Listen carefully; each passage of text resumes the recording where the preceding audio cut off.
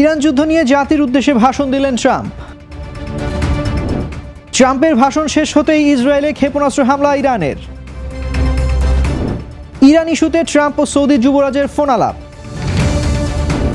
ট্রাম্পের ভাষণের পর বিশ্ববাজারে তেলের দামে আগুন। 53 বছর পর চন্দ্রাভিযানে 4 নভোচারী পাঠালো নাসা। আমন্ত্রণ জানাচ্ছি বাংলাদেশ প্রতিদিনের বিশ্ব সংবাদে, সাথে আছি আমি তানজির রহমান। শুনছিলেন এতক্ষণ সংবাদ শিরোনাম, এবারে থাকছে বিস্তারিত।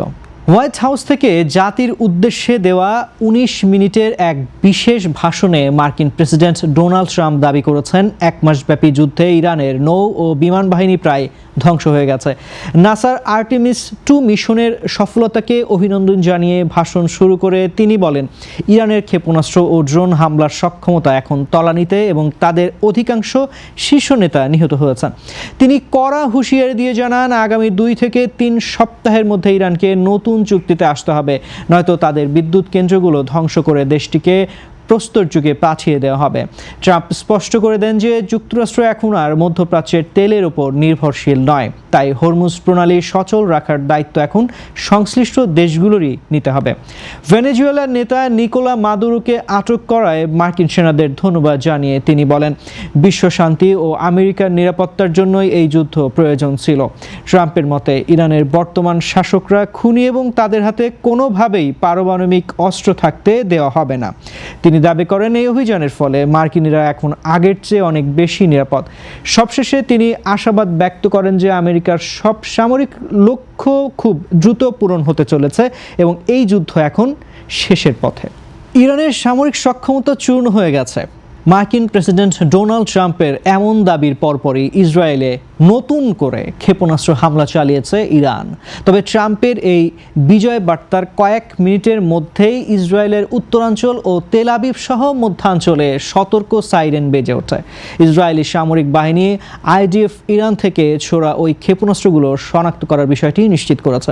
ট্রাম্প তার বক্তব্যে আরও হুঁশিয়ারি দেন যে আগামী 2 থেকে 3 সপ্তাহের মধ্যে ইরানকে নতুন চুক্তিতে আসতে হবে, অন্যথায় দেশটির বিদ্যুৎ অবকাঠামো ধ্বংস করে তাদের প্রস্তর যুগে পাঠিয়ে দেওয়া হবে। ইরানের এই পাল্টা হামলা ট্রাম্পের সামরিক সাফল্যের দাবিকে সরাসরি চ্যালেঞ্জের মুখে ফেলেছে। টেলিগ্রামে ইসরায়েলের সামরিক বাহিনী জানিয়েছে তারা ইরান থেকে ক্ষেপণাস্ত্র উৎক্ষেপণ শনাক্ত করেছে।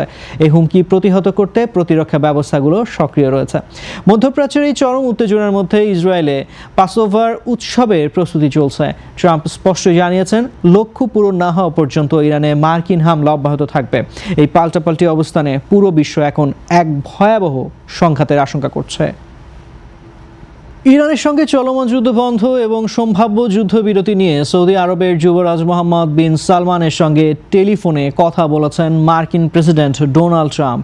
গতকাল বুধবার অনুষ্ঠিত এই ফোনালাপে ট্রাম্প সৌদি যুবরাজকে যুদ্ধবিরতি সংক্রান্ত আলোচনার অগ্রগতি সম্পর্কে অবহিত করেন। মার্কিন সংবাদ মাধ্যম এক্সিওস জানিয়েছে, যুক্তরাষ্ট্র পাকিস্তানের মাধ্যমে ইরানের কাছে কিছু প্রস্তাব পাঠিয়েছে, যার মধ্যে তেহরানের পারমাণবিক কর্মসূচি ও ব্যালিস্টিক মিসাইল নিয়ন্ত্রণের শর্ত রয়েছে। এছাড়া হরমুজ প্রণালীতে জাহাজ চলাচলের নিরাপত্তা নিশ্চিত করার বিষয়টিও আলোচনায় গুরুত্ব পেয়েছে। তবে ইরান যুক্তরাষ্ট্রের সাথে সরাসরি আলোচনার প্রস্তাব প্রত্যাখ্যান করেছে এবং কেবল মধ্যস্থতাকারীদের মাধ্যমে সীমিত বার্তা আদান প্রদান করছে।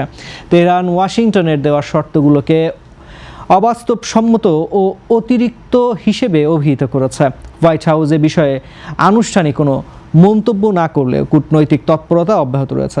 মধ্যপ্রাচ্যের স্থিতিশীলতা ফেরাতে এই ফোনালাপকে অত্যন্ত তাৎপর্যপূর্ণ বলে মনে করা হচ্ছে। বর্তমান পরিস্থিতির উপর নজর রাখছে বিশ্ব নেতারা। প্রেসিডেন্ট ডোনাল্ড ট্রাম্পের সাম্প্রতিক ভাষণের পর ইরান যুদ্ধ দ্রুত থামার আশা ফিকে হয়ে আসছে। হোয়াইট হাউস থেকে দেওয়া বক্তব্যে ট্রাম্প ঘোষণা করেছেন, আগামী 2 থেকে 3 সপ্তাহ ইরানের ওপর আরও কঠোর হামলা চালানো হবে। যুদ্ধ শেষ হওয়ার কোনো নির্দিষ্ট সময়সীমা না জানানোয় বিশ্ববাজারে জ্বালানি তেলের দাম 5% বেড়ে প্রতি ব্যারেল $106 ছাড়িয়েছে। ট্রাম্প দাবি করেছেন, আমেরিকার মূল সামরিক লক্ষ্যবস্তুগুলো প্রায় অর্জিত হয়েছে এবং ইরানের পারমাণবিক শক্তি ধ্বংস করা হয়েছে। তবে এই যুদ্ধ পরিস্থিতির কারণে এশিয়া ও ইউরোপের শেয়ার বাজারে বড় পতন দেখা দিয়েছে। ট্রাম্প স্পষ্ট করে দিয়েছেন যুক্তরাষ্ট্র এখন আর মধ্যপ্রাচ্যের তেলের উপর নির্ভরশীল নয়, তাই হরমুজ প্রণালী সচল করার দায়িত্ব সংশ্লিষ্ট দেশগুলোকেই নিতে হবে। এদিকে ইরান কোনো ধরনের যুদ্ধবিরতির প্রস্তাব দেওয়ার কথা অস্বীকার করেছে এবং ট্রাম্পের ভাষণের পরপরই ইসরায়েল লক্ষ্য করে ক্ষেপণাস্ত্র ছুড়েছে। আন্তর্জাতিক মুদ্রা তহবিল, IMF ও বিশ্বব্যাংক এই সংঘাতের ফলে বিশ্ব অর্থনীতিতে বড় ধরনের অস্থিরতার আশঙ্কা করছে। 53 বছর পর ইতিহাস গড়ে আবারও চাঁদের পথে রওনা হয়েছেন যুক্তরাষ্ট্রের 4 নভোচারী। গত 1 এপ্রিল 2026 তারিখে ফ্লোরিডার কেনেডি স্পেস সেন্টার থেকে নাসা আর্টেমিস 2 মিশনের অংশ হিসেবে ওরিয়ন ক্যাপসুলে চড়ে তারা এই যাত্রা শুরু করেন। 1972 সালের অ্যাপোলো 17 মিশনের পর এটি প্রথম মানুষ্যবাহী চন্দ্রাভিযান, যা দেখতে কেনেডি স্পেস সেন্টারে হাজারো মানুষ ভিড় জমান। এই মিশনে অংশ নিয়েছেন নাসার Reid Wiseman, Victor Glover, Christina Koch এবং Canadian space agency Jeremy Hansen.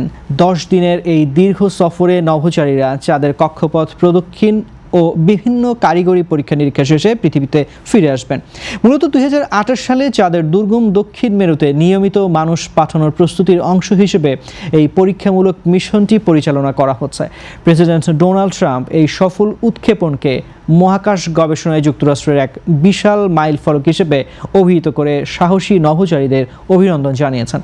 NASA আশা করছেন এই অভিযানের সাফল্য ভবিষ্যতে মঙ্গল গ্রহে মানব মিশন পাঠানোর পথকে আরও প্রশস্ত করবে।